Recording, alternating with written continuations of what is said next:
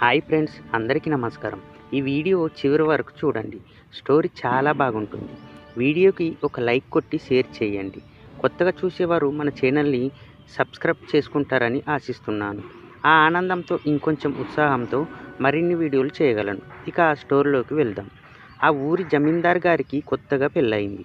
అందమైన భార్య దొరకడంతో బయట పనులన్నీ మొత్తం గుమ్మస్తాకి అప్పయెప్పి పగలు రాత్రి అనే తేడా లేకుండా భార్యతో బెడ్రూమ్లోనే ఉంటున్నాడు. అందమైన భార్య కావడంతో ఆమెకు ఏమాత్రం విశ్రాంతినివ్వటం లేదు. ఒకరోజు కళ్ళు తిరిగి పడిపోవడంతో వైద్యుడు ఇంటికి వచ్చి జమీందార్ భార్యను చూసి, ఈమెకు కొంచెం విశ్రాంతినివ్వండి, ఈమె ముఖం చూస్తుంటే నిద్రపోయి చాలా రోజులైనట్టు అనిపిస్తుంది. మీరంటే మగవాళ్ళు బలంగా ఉంటారు, ఆమె తట్టుకోవద్దు అని చెప్పి వైద్యుడు వెళ్ళిపోయాడు. వైద్యుడు చెప్పినా కూడా వినకుండా జమీందారు తన పని తను చేసుకుంటూ పోయేవాడు. అలా నెల తిరిగేసరికి ఆమె నెల తప్పింది. జమీందార్ దూకుడు తెలిసిన అత్తింటి వారు అమ్మాయిని తీసుకుని పుట్టింటికి వెళ్ళిపోయారు. ఆ పని లేక జమీందారు విలవిల్లాడిపోతూ రోజులు గడుపుతున్నాడు. ఒకరోజు అలా పొలంలోకి వెళ్ళాడు. అక్కడ పొలంలో పని చేసుకుంటున్న పద్మని చూశాడు. తొలిచూపులోనే అబ్బా ఏముందిరా అని అనుకున్నాడు. పద్మని పిలిచి పంప్ సెట్ దగ్గర కొంచెం పనుందిరా అని చెప్పి తీసుకువెళ్ళాడు. పద్మ భయపడుతూనే జమీందార్ వెనుకల వెళ్ళింది. అప్పుడు పొలంలో ఉన్న వాళ్ళందరూ ఈరోజు పద్మ పని అయిపోయింది అని అనుకుంటున్నారు. పొలంలో ఉన్న షెడ్డులోకి తీసుకువెళ్ళాడు. లోపల ఉన్న గడ్డి మీదకి తోసేశాడు. అలా తనని ఆక్రమించాడు. దయచేసి నన్ను విడిచిపెట్టండి, నన్ను ఏమి చేయకండి అంటూ ప్రాధేయపడుతుంది పద్మ. అయినా వినకుండా జమీందారు తన అనుకున్న పని పూర్తి చేశాడు. అప్పుడు దూరంగా పొలంలో పనిచేసుకుంటున్న వారికి పద్మ నోటి వెంట పెద్ద కేక వినిపించింది. ఆ పని అయిపోయినట్టుంది అని అనుకున్నారు. ఆ రోజు మొదలుకొని ప్రతిరోజు ఇదే తంతు. ఎన్నిసార్లు చూసినా మళ్ళీ మళ్ళీ చూడాలనిపించే అందం పద్మది. అందుకని ఊరి చివర పాడుబడిన ఇంటిని శుభ్రం చేయించాడు. అందులో పద్మని ఉంచాడు. ఇంట్లో భార్య లేకపోవడంతో ఇంకా ఎప్పుడు పద్మ దగ్గరే ఉండేవాడు. పద్మ కూడా ఓ రోజు గర్భవతి అయింది. కొన్ని నెలల తర్వాత జమీందార్ భార్య తిరిగి వచ్చేసింది.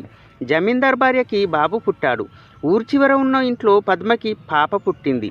పిల్లలు పెరిగి పెద్ద అవుతున్నారు. జమీందార్ తన కొడుకుని పై చదువుల కోసం పట్నం పంపించేశాడు. పద్మ కూతురు మాత్రం ఊళ్ళోనే గవర్నమెంట్ స్కూల్లో చదువుకుంటుంది. ఇద్దరు పెద్దవాళ్ళై పెళ్ళిడికి వచ్చారు. జమీందార్ కొడుకుకి అన్నీ తండ్రి బుద్ధులే వచ్చాయి. ఒకరోజు అమ్మ నాన్నని చూడడానికి పల్లెటూరు వచ్చాడు. ఒకరోజు పద్మ తన కూతురు సంధ్య గుడికి వెళ్ళారు. అక్కడికి జమీందార్ కొడుకు వెళ్ళాడు. గుడిలో ఉన్న వాళ్ళందరూ దండాలయ్య అని అంటున్నారు. అప్పుడు సంధ్య ఎవరమ్మా అతను అని అడిగింది. జమీందార్ గారి కొడుకు, నీకు అన్నయ్య అవుతాడు అని అంది పద్మ. అప్పుడే సంధ్యను చూశాడు జమీందార్ కొడుకు. అబ్బా ఏముందిరా అని అనుకున్నాడు. సంధ్య కూడా మా అన్నయ్య చాలా బాగున్నాడు అని చిన్నగా నవ్వుకుంది. ఈ పెట్ట ఎవరో బాగుంది, ఇదేదో పని అయ్యేటట్టు ఉంది అని అనుకున్నాడు. ఒకరోజు పద్మ కూతురు సంధ్య రోడ్డు మీద నడుచుకుంటూ వెళ్తుంది. సంధ్యను చూసిన జమీందార్ కొడుక్కి ఆమె మీద ఆశ కలిగింది. అబ్బా ఏముందిరా, గుళ్ళో చూసిన అమ్మాయి ఈమె అని అనుకున్నాడు. సంధ్య వెనుకనే వెంబడించి వెళ్ళాడు. సంధ్య ఇంట్లోకి వెళ్ళింది. జమీందార్ కొడుకు లోపలికి వెళ్ళి తలుపు గడియ పెట్టేశాడు. ఒక్కసారిగా సంధ్య ఉలిక్కి పడింది. సంధ్యని బలవంతం చేయబోతున్నాడు. ఒక్కసారిగా ఉలిక్కి పడిన సంధ్య కంగారుతో, అన్నయ్య నేను నీ చెల్లెల్ని, నన్ను ఏం చేయకు అని అంటుంది. చెల్లిలా, నువ్వు నా చెల్లెలేంటి అని అన్నాడు. తప్పించుకోవాలని అబద్ధమాడుతున్నావా, నిన్ను ఎవరు కాపాడలేరు అంటూ చేయకూడని పనులు చేస్తున్నాడు. ఇంతలో తల్లి ఇంటికి వచ్చి చూసి ఒక్కసారిగా షాకైపోయింది.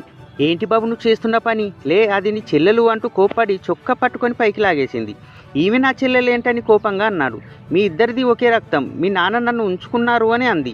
ఆ మాట విని ఒక్కసారిగా షాకైపోయిన జమీందార్ కొడుకు అయ్యో ఎంత పెద్ద తప్పు చేశానని అక్కడి నుండి తల వంచుకొని బయటికి వెళ్ళిపోయాడు. కోపంగా ఇంటికి వెళ్ళి తల్లిని అడిగాడు.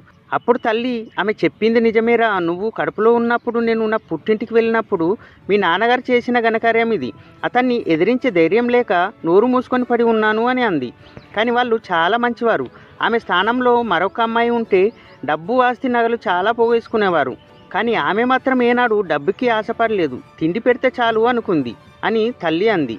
ఆ మాట విన్న జమీందార్ కొడుకు ఇంక నయం, కొంచెం ఉంటే చాలా పెద్ద గుర్రం జరిగిపోయేది అని అనుకున్నాడు. అలా కొన్ని రోజుల తర్వాత జమీందారు గుండెపోటు వచ్చి అనారోగ్యంతో మరణించాడు. ఆ ఊరి జనమంతా జమీందార్ గారి ఇంటి దగ్గరనే ఉన్నారు. జమీందార్ గారు చనిపోయారని తెలుసుకున్న పద్మ అయ్యో అని తల మీద చేయి వేసుకొని కుప్పకూలిపోయింది. నా కూతుర్ని ఒక అయ్య చేతిలో పెడతాను అని మాటిచ్చారు ఆయన. ఇంతలో ఇంత ఘోరం జరిగిపోయింది. ఇప్పుడు నా కూతురికి పెళ్లి చేసేది ఎలా అని ఏడుస్తూ కుమిలిపోయింది. కూతురేమో తల్లిని ఓదరుస్తుంది. అప్పుడు తల్లి, పద చివరి చూపు చూసొద్దాం అని అంది. వద్దమ్మా, అక్కడికి వెళ్తే 10 మంది నానా రకాల మాటలు అంటారు, వద్దు అని అంది కూతురు. లేదమ్మా, వెళ్ళకపోతే బతుకున్నంతకాలం అవసరం తీర్చుకుంది, చచ్చాక చూడడానికి కూడా రాలేదు అని 10 మంది అంటారు, వెళ్ళి చూసేద్దాం పదా అని కూతుర్ని తీసుకువెళ్ళింది. అక్కడికి వెళ్ళాక ఒక పెద్దాయన ఇక్కడికి ఎందుకు వచ్చారంటూ వాళ్ళ మీద కోప్పడ్డాడు. అప్పుడు జమీందార్ గారి కొడుకు, మీరు కొంచెం ప్రశాంతంగా ఉండండి, ఎందుకు వాళ్ళని తిడుతున్నారు అని కోప్పడ్డాడు. మీరు రాండి అని పిలిచాడు. అప్పుడు తల్లి కూతురు ఇద్దరు దగ్గరికి వెళ్ళి ఏడుస్తూ జమీందార్ శవానికి దండం పెట్టారు. ఆ తర్వాత జమీందార్ కొడుకు జరపవలసిన కార్యక్రమాలన్నీ జరిపించాడు. కొన్ని రోజుల తర్వాత పొలంలోకి వెళ్ళాడు జమీందార్ కొడుకు. అక్కడ పొలంలో పద్మ తన కూతురు సంధ్య పనిచేయడం చూశాడు. అప్పుడు గుమస్తాను పిలిచి, వాళ్ళు పనిలోకి వచ్చారేంటి అని అడిగాడు. మీ నాన్నగారు ఉన్నప్పుడు ఎంతసేపు అతని అవసరం తీర్చుకొని తినడానికి తిండి పంపేవాడు, ఇప్పుడు ఆయన లేరు, కూటికి గతి లేక ఇలా పనికి వచ్చారు అని అన్నాడు. సరే అయితే వాళ్ళని ఇంటికి పంపించేయండి అని జమీందార్ కొడుకు అన్నాడు. గుమస్తా వాళ్ళ దగ్గరికి వెళ్ళి, అమ్మ మిమ్మల్ని పనికి రావద్దన్నారు అని చెప్పాడు. ఆ మాట విని ఇద్దరు చాలా బాధపడుతూ అక్కడి నుండి ఇంటికి వెళ్ళిపోయారు. ఇంటి అరుగు మీద కూర్చొని బాధపడుతున్నారు. ఇంతలో ఒక ఎడ్ల బండితో నిత్యావసర వస్తువులు కిరాణా కూరగాయల బండితో గుమస్తా వచ్చాడు. ఇవి జమీందారు కొడుకు మీకు ఇమ్మని చెప్పారు, ఇక నుండి మీరు ఏమీ పని చేయనక్కర్లేదు, ఒక కొడుకుగా మీ బాధ్యత తీసుకున్నాడు అని చెప్పాడు గుమస్తా.